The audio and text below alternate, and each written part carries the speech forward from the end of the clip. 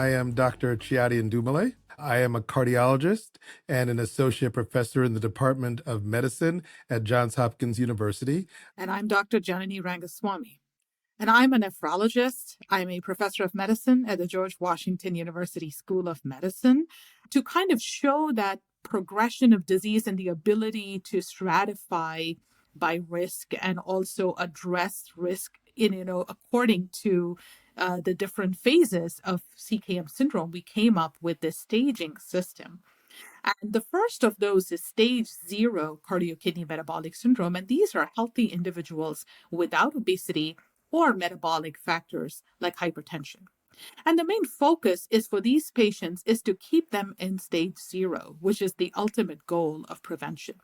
And to that end, basic lifestyle modification and following the principles that's beautifully outlined in Life's Essential 8, healthy eating, being active, avoiding smoking, maintaining healthy weight, blood pressure, sugar, and lipids is really critical. And then we have our next stage, which is stage 1.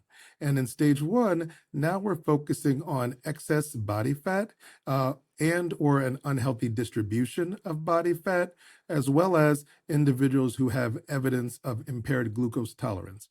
We know that addressing this is really at the root of most of CKM syndrome, and it's so incredibly important, but it often goes unaddressed. And I think one of the reasons it goes unaddressed is because we often view issues around obesity as individual challenges or failures of willpower, as opposed to as a more complex systemic challenge that includes considerations of not only biological factors and predisposition, but also multi-level social determinants that impact our behaviors and that impact our likelihood of developing obesity.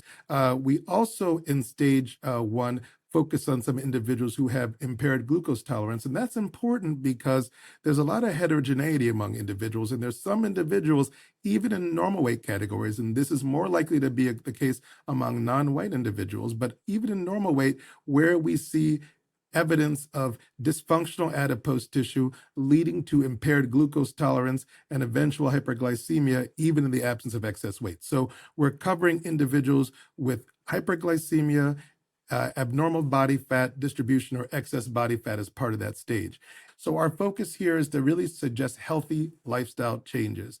We also want to really have that goal of at least 5% weight loss, where we start to see some improvements in the glucose intolerance, as well as reduced likelihood for developing some of these metabolic risk factors. In this stage, we advise screening every 2 to 3 years to assess blood pressure, lipids, and blood sugar.